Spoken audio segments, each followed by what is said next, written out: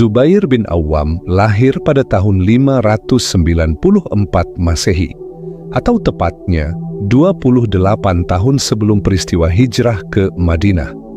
Ayahnya bernama Al-Awwam bin Khuwailid, seorang prajurit Quraisy yang wafat waktu Zubair masih kecil. Sementara ibunya adalah Syafiyah binti Abdul Muthalib, yaitu bibi kandung dari Nabi Muhammad sallallahu alaihi wasallam.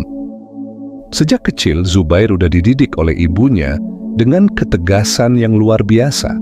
Bahkan saking tegasnya Sofia ini kepada anaknya, sampai-sampai membuat paman Zubair dari pihak ayah yang bernama Naufal bin Khuwailid menegurnya. "Kenapa engkau menghukumnya dengan begitu keras? Bukankah dia seorang anak kecil yang harus kau didik dengan lemah lembut?"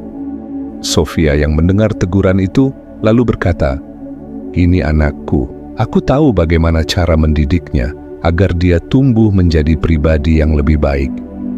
Mendengar jawaban Sofia, Naufal langsung pergi meninggalkan mereka, lalu melaporkan tindakan Sofia kepada kepala suku yang memimpin mereka saat itu. Nggak lama kemudian, kepala suku itu pun memanggil Sofia lalu menasehatinya. Namun Sofia yang terkenal cerdas dan tegas berkata dengan penuh keberanian, "Aku hanya menginginkan anakku ini kelak menjadi seorang tokoh masyarakat yang tangguh dan pemberani. Aku tidak mau dia menjadi orang yang pengecut." Sofia selalu menanamkan nilai-nilai keberanian dan kejujuran di dalam diri Zubair. Bahkan setelah ia memeluk Islam, Sofia selalu mengingatkan anaknya bahwa satu-satunya yang harus dia takuti hanyalah Allah, dan dia harus selalu taat kepada perintah Rasul-Nya. Nah, hasil dari didikan ibunya yang penuh dengan ketegasan itu benar-benar telah menempah Zubair kecil menjadi pribadi dengan keberanian yang luar biasa. Keberanian inilah yang kelak menjadikan Zubair bin Awam sebagai salah satu pejuang Islam yang begitu tangguh dan gak pernah takut saat menghadapi situasi apapun. Salah satu keutamaan Zubair bin Awam adalah beliau menjadi salah satu sahabat yang tergolong dalam golongan as-sabiqunal awwalun, yaitu orang-orang pertama yang memeluk Islam. Beliau memeluk Islam melalui ajakan Abu Bakar As-Siddiq. Waktu itu, usia Zubair baru 15 tahun. Setelah mendengar penjelasan tentang Islam dari Abu Bakar, Zubair langsung memutuskan untuk menemui Nabi Muhammad. Begitu bertemu dengan Nabi, ia pun langsung menyatakan keislamannya. Maka mulai hari itu, Zubair bin Awam resmi memeluk Islam. Namun, setelah menjadi seorang Muslim, Zubair yang umurnya masih sangat muda, mulai mendapatkan ancaman dan siksaan, terutama dari keluarga ayahnya. Pamannya yang bernama Naufal bin Khuwailid, yang dulu membela Zubair saat dihukum oleh ibunya, kini menjadi orang yang paling membenci Zubair karena keislamannya. Naufal bin Khuwailid menyiksa Zubair dengan siksaan yang sangat mengerikan. Dia mengikat Zubair di dalam ruangan yang sempit, membungkusnya dengan tikar, lalu menyalakan api di sekelilingnya. Api itu bisa kapan aja membakar tubuh Zubair, dan asapnya yang mengepul membuat Zubair sulit bernapas. Dalam situasi yang sangat menyakitkan itu, Naufal pamannya Zubair berkata, "Kau harus meninggalkan agama Muhammad, kembalilah kepada agama nenek moyangmu." Mendengar ucapan pamannya, Zubair pun berkata, "Sungguh, agama ini lebih aku cintai daripada nyawaku sendiri. Aku nggak akan kembali kepada kekufuran, walaupun engkau membakarku." Bayangkan sahabat seiman, seorang anak yang baru berumur 15 tahun berani berkata seperti itu demi mempertahankan imannya. Lihatlah betapa luar biasanya kesatria Islam yang satu ini. Melihat keimanan Zubair yang begitu kokoh, akhirnya Naufal pun melepaskan Zubair dari siksaannya. Keberanian Zubair bin Awam gak berhenti di situ aja. Saat tersebar kabar burung tentang Rasulullah bahwa beliau telah ditangkap oleh orang kafir Quraisy dan mereka mau membunuh beliau. Zubair yang mendengar berita tersebut langsung mengambil pedangnya lalu pergi mencari Rasulullah. Padahal waktu itu keadaan kota Mekah sangat sensitif terhadap kaum muslimin. Tapi Zubair yang baru berusia belasan tahun nggak peduli dengan hal itu. Dia nekat menghunuskan pedangnya demi menyelamatkan sang Rasul. Bagi Zubair, keselamatan Rasulullah lebih berharga dibandingkan nyawanya sendiri. Maka Zubair pun langsung mendatangi rumah Rasulullah.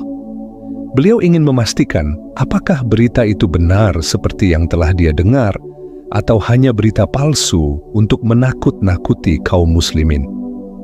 Zubair pun langsung mengucapkan salam, lalu mengetuk pintu rumah Rasulullah. Nggak lama kemudian, seorang pria membuka pintu itu, lalu keluar dari balik pintu rumah tersebut. Dan benar aja, ternyata yang membuka pintu itu adalah Rasulullah sendiri. Begitu Zubair melihat Rasulullah dalam keadaan sehat, dia pun langsung merasa lega. Tapi Rasulullah yang melihat Zubair dengan pedang yang terhunus di tangannya, langsung merasa heran. "Ada apa denganmu, wahai Zubair? Kenapa di tanganmu ada pedang?" Zubair pun menjawab, "Saya mendengar bahwa engkau telah ditangkap oleh orang-orang Quraisy dan mereka mau membunuhmu."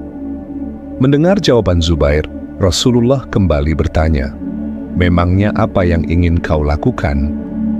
Maka Zubair pun berkata, "Kalau hal itu terjadi pada dirimu, wahai Rasulullah, saya pastikan saya akan membunuh siapapun yang membunuhmu." Jawaban Zubair membuat Rasulullah tersenyum. Gak lama kemudian, Rasulullah pun berkata, "Sungguh, pedangmu adalah pedang paling pertama yang terhunus di jalan Allah. Semoga Allah memberkahimu, wahai Zubair, dan semoga Allah memberkahi pedangmu." Ucapan Rasulullah itu benar-benar telah menjadi nyata di dalam kehidupan Zubair bin Awwam. Seorang anak yang dulu dididik dengan begitu tegas oleh ibunya, kini tumbuh menjadi seorang pria yang begitu gagah berani dengan keimanan yang luar biasa di hatinya. Zubair bin Awwam terus membantu Rasulullah dalam menyebarkan dakwahnya. Dia nggak pernah gentar dengan ancaman apapun yang menimpanya. Apalagi setelah Rasulullah menyebutnya sebagai salah satu sahabat yang akan mati syahid, Zubair bukannya takut, beliau malah mencari kesyahidan tersebut. Setiap kali ada kesempatan untuk mati syahid, Zubair adalah orang pertama yang maju untuk menjemput kesyahidan itu. Bahkan, saking semangatnya beliau mencari mati syahid, sampai-sampai anaknya beliau namakan dengan nama-nama para syuhada. Dalam hal ini Zubair berkata, "Sesungguhnya Thalha bin Ubaidillah sahabatku telah memberi nama anak-anaknya dengan nama-nama para nabi. Padahal dia tahu nggak akan ada lagi nabi yang diutus setelah Nabi Muhammad. Sedangkan aku menamakan anak-anakku dengan nama-nama para syuhada. Aku berharap semoga anak-anakku kelak akan gugur sebagai syuhada." Dan yang lebih kerennya lagi, Zubair nggak hanya memberi nama anak-anaknya dengan nama para syuhada, tapi beliau juga mengajak langsung anaknya untuk terjun di medan perang. Jadi pernah di suatu peperangan, Zubair membawa putranya yang bernama Abdullah bin Zubair, yang waktu itu baru berumur 10 tahun. Beliau suruh anaknya naik ke atas kuda, lalu beliau bawa ke kancah peperangan. Sambil menghajar musuh, Zubair berkata kepada anaknya, "Wahai anakku, saksikanlah, inilah jihad di jalan Allah."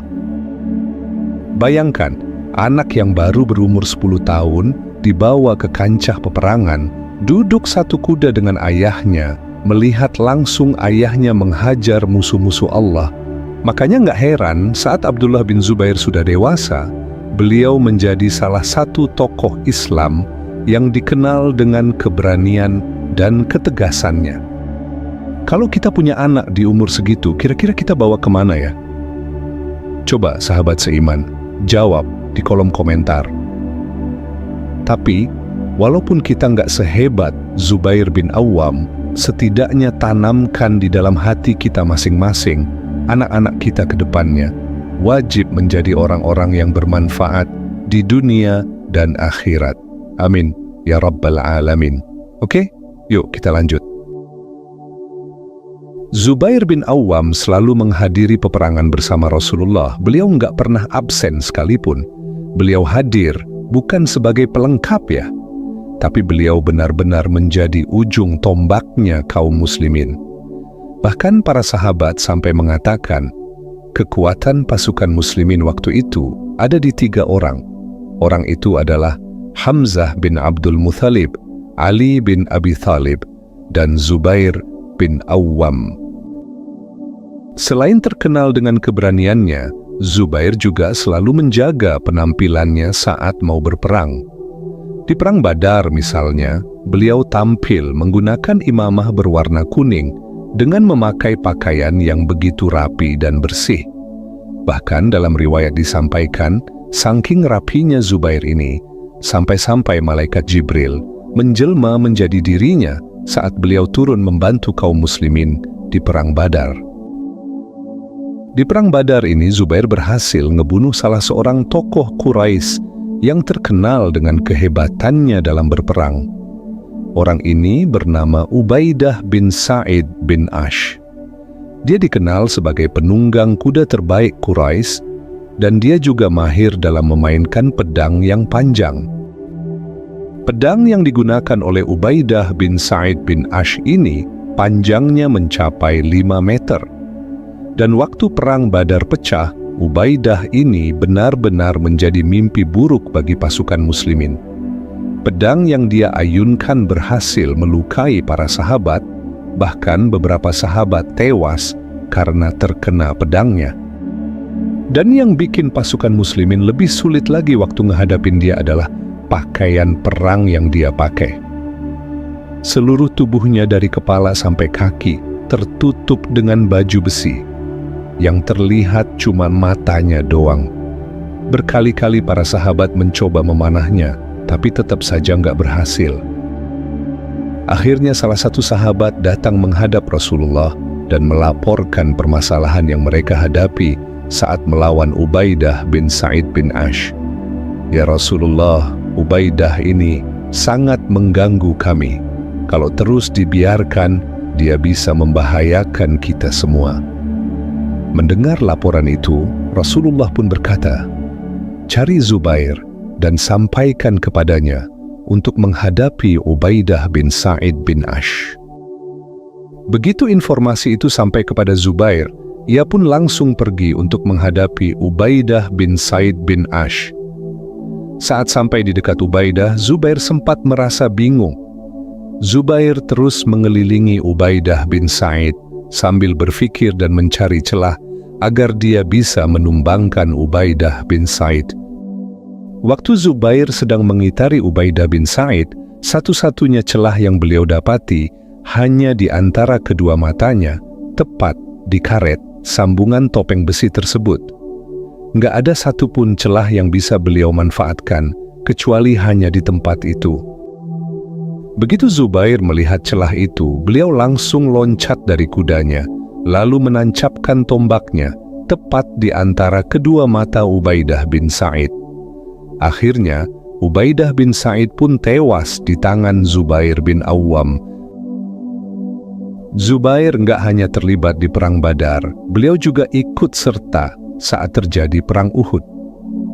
Saat Perang Uhud sedang berkecamuk, Nabi Muhammad sempat melihat seorang tentara Quraisy yang sangat menyulitkan pasukan muslimin.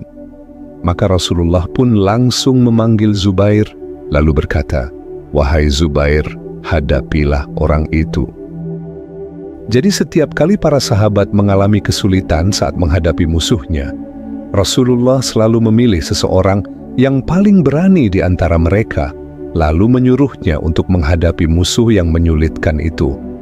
Dan orang yang paling sering dipilih oleh Rasulullah adalah Zubair bin Awam.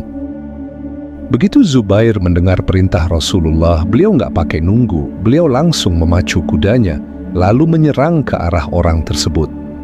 Saat Zubair berada di belakang orang itu, beliau pun berdiri di atas kudanya yang sedang berlari, lalu meloncat ke arah orang itu, sehingga membuat musuh tersebut jatuh ke tanah. Dan gak lama kemudian, Zubair pun berhasil membunuhnya. Setelah perang usai dan pasukan kafir Quraisy mulai kembali ke Mekah, Rasulullah menginstruksikan beberapa para sahabat untuk membuntuti mereka.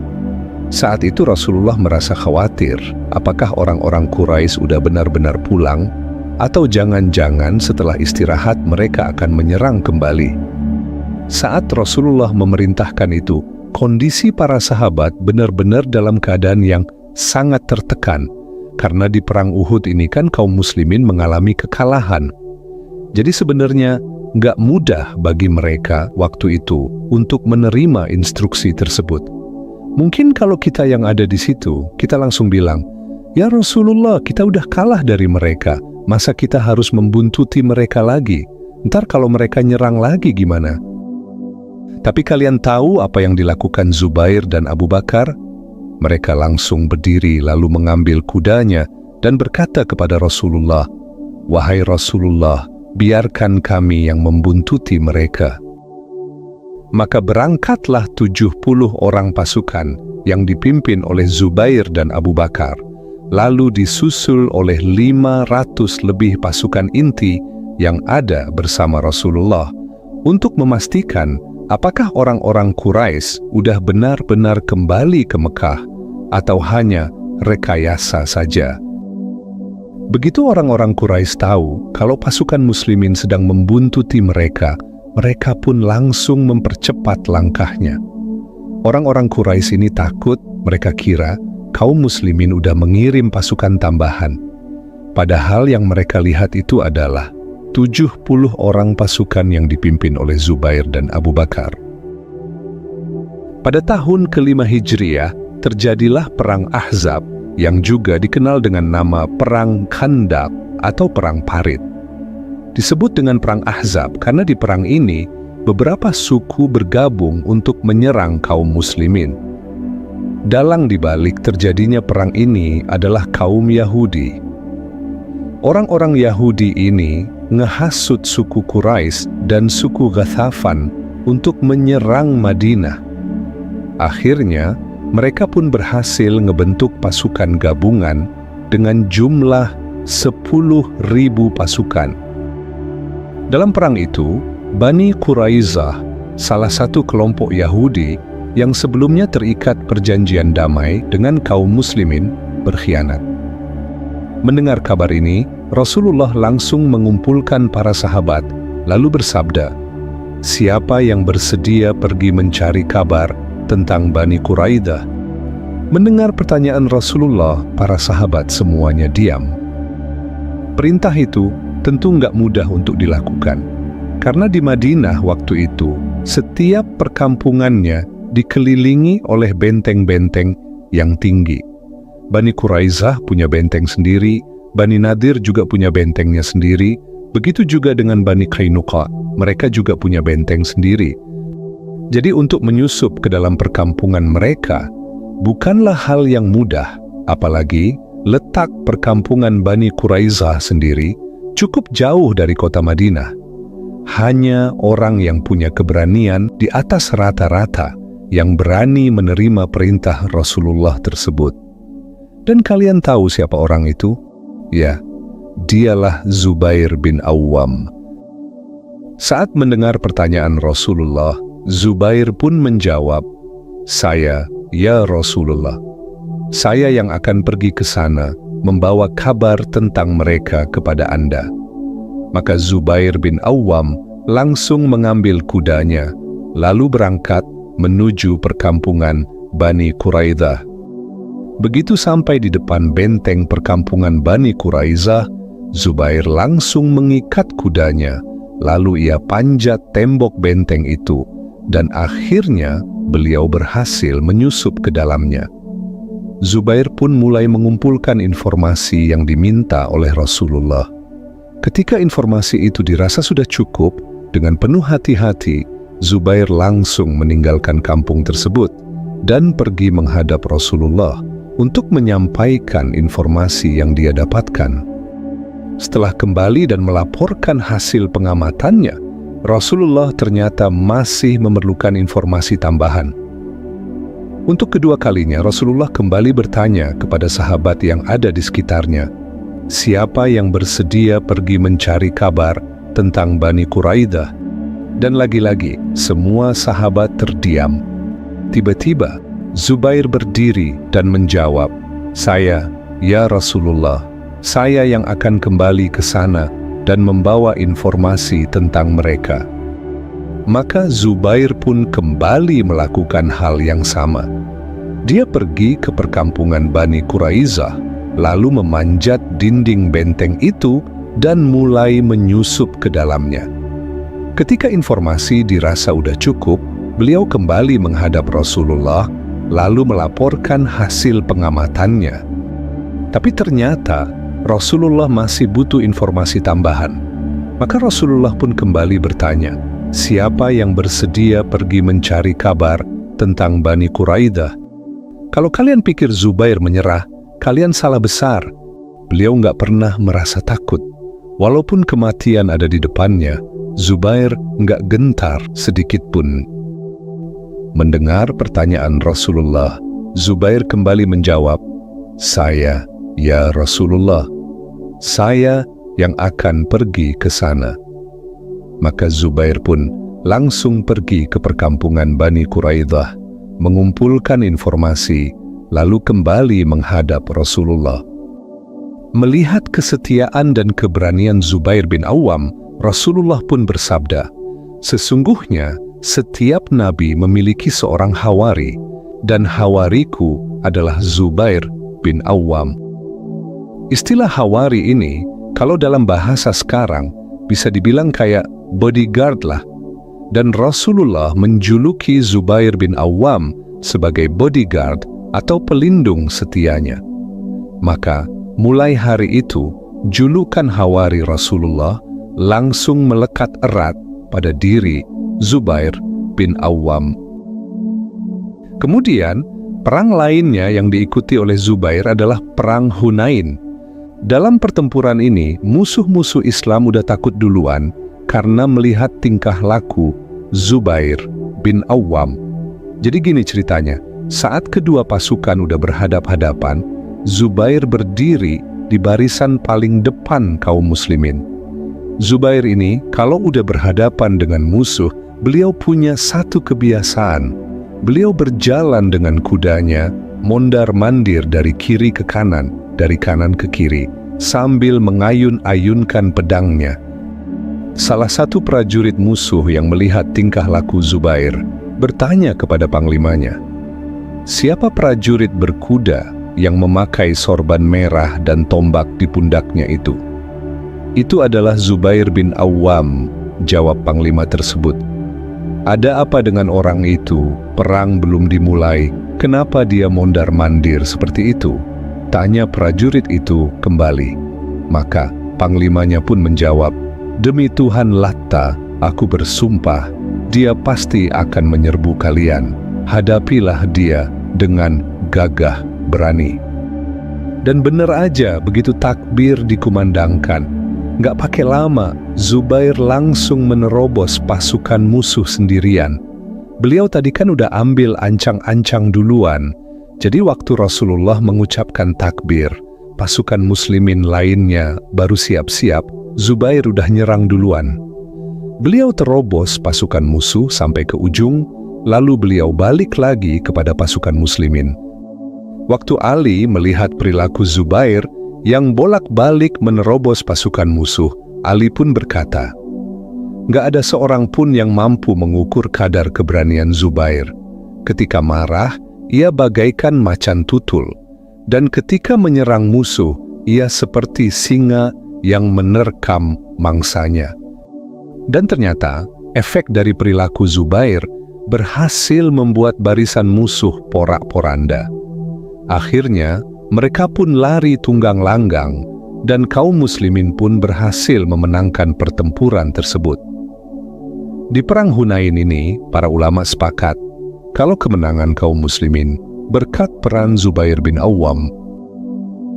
Kisah heroik Zubair bin Awwam yang lainnya adalah saat Perang Yarmuk.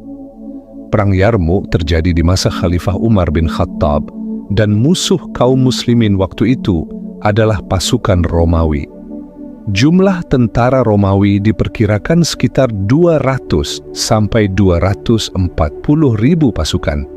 Sedangkan pasukan muslimin diperkirakan hanya 30 sampai 40 ribu pasukan. Saat kedua pasukan mulai berhadapan, salah seorang sahabat berkata kepada Zubair, "Wahai Zubair, tidakkah engkau menyerang musuh lebih dulu agar kami bisa mengikutimu?" Mendengar ucapan itu, Zubair pun menjawab, "Jika aku melakukannya, aku khawatir kalian enggak akan sanggup mengikutiku." Sahabat itu kembali menjawab, "Insya Allah, kami sanggup, lakukan saja." "Baiklah," ucap Zubair. Maka Zubair pun langsung memacu kudanya, lalu diikuti oleh 5 orang sahabat tadi. Saat sampai di hadapan musuh, Zubair langsung menerobos pasukan musuh sampai ke ujung pasukan, lalu kembali lagi ke pasukan muslimin. Sedangkan 5 orang sahabat yang ikut sama Zubair tadi, mereka tertahan di depan, nggak berhasil nerobos pasukan Romawi. Zubair melakukan hal itu sebanyak 2 kali. Beliau menerobos pasukan musuh, menyerang mereka, lalu kembali ke pasukan muslimin. Setelah itu, beliau terobos lagi dan kembali lagi ke pasukan muslimin. Dalam pertempuran itu, Zubair terkena 2 tebasan pedang di pundaknya dan mengalami luka yang cukup parah. Perilaku Zubair ini benar-benar telah meruntuhkan mental pasukan Romawi. Mereka berpikir, satu orang saja bisa menyerang kita seperti ini, gimana kalau semuanya maju lalu menyerang kita? Akhirnya, kaum muslimin pun berhasil memenangkan pertempuran tersebut. Pada masa pemerintahan Khulafaur Rasyidin, kaum muslimin dikejutkan dengan peristiwa pembunuhan Khalifah Utsman bin Affan. Tragedi ini terjadi pada tahun 35 Hijriah dan meninggalkan luka yang mendalam bagi umat Islam. Setelah Khalifah Utsman wafat, Ali bin Abi Thalib dibaiat menjadi khalifah. Namun, baru aja Ali menjabat sebagai khalifah, dia sudah dihadapkan dengan tuntutan agar para pembunuh Utsman segera ditangkap dan diadili. Zubair dan Thalha adalah sahabat yang paling vokal dalam menyuarakan hal ini. Setelah membaiat Ali menjadi khalifah, Zubair dan Thalha meminta izin kepada Ali, mereka mau melaksanakan ibadah umrah di Mekah. Maka Ali pun mengizinkan mereka. Begitu Zubair dan Thalha sampai di Mekah, orang-orang Irak dari kelompok Khawarij mengirimkan surat kepada mereka. Dalam surat itu, orang-orang Khawarij ini bilang kalau mereka juga bagian dari orang-orang yang enggak setuju atas terbunuhnya Utsman bin Affan. Padahal orang-orang inilah pembunuh Utsman yang sebenarnya. Lalu mereka meminta Zubair dan Thalha untuk pergi ke Irak agar kasus pembunuhan Utsman ini bisa diselesaikan dengan bersama-sama. Ketika Zubair dan Thalha menerima surat tersebut, mereka langsung pergi menjumpai Sayyidah Aisyah yang kebetulan juga sedang berada di Mekkah, lalu menyampaikan isi dari surat yang mereka terima itu. Setelah melewati dialog yang panjang, Zubair, Thalha, dan Sayyidah Aisyah memutuskan untuk berangkat ke Irak dengan tujuan untuk menampung aspirasi kaum muslimin yang ada di sana. Begitu Zubair, Thalha, dan Sayyidah Aisyah sampai di Irak, orang-orang Khawarij ini langsung menyambut mereka dengan beramai-ramai. Mereka bahkan membawa pasukan-pasukannya dan juga menyiapkan kuda dan unta untuk ditunggangi oleh Aisyah, Thalha, dan Zubair. Aisyah, Thalha, dan Zubair yang melihat sambutan itu langsung merasa heran. Ada apa ini? Ngapain bawa-bawa pasukan sebanyak ini? untuk apa kuda dan unta ini? Tanya Thalhah, Aisyah, dan Zubair dengan kebingungan. Orang-orang Khawarij ini pun menjelaskan bahwa mereka hanya menyambut kedatangan para sahabat-sahabat yang mulia. Di sisi lain, waktu orang-orang Khawarij ini tahu bahwa Thalhah, Zubair, dan Aisyah sedang dalam perjalanan menuju Irak, mereka langsung mengirimkan surat kepada Ali, lalu menyampaikan bahwa Aisyah, Thalhah, dan Zubair sedang mengumpulkan pasukan yang ada di Irak untuk memerangi Ali. Ketika Ali menerima surat tersebut, Ali sebenarnya nggak yakin dengan hal itu. Walaupun Thalhah dan Zubair adalah orang yang paling vokal dalam menyuarakan keadilan terhadap pembunuhan Utsman, untuk memerangi Ali rasanya nggak mungkin.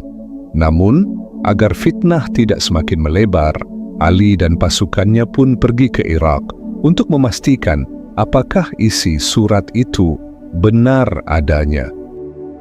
Singkat cerita, ketika Ali sampai di Irak dan kedua pasukan ini sudah berhadap-hadapan, terjadilah peperangan yang tidak direncanakan itu. Orang-orang Khawarij yang ada di kedua belah pihak langsung memulai serangan sehingga pertempuran pun nggak bisa dihindarkan. Peristiwa ini kelak dikenal dengan nama Perang Jamal. Namun di video ini kita nggak akan menjelaskan kisah Perang Jamal dengan detail karena fokus kita di sini adalah menceritakan kisah wafatnya Zubair bin Awwam. Oke? Yuk kita lanjut.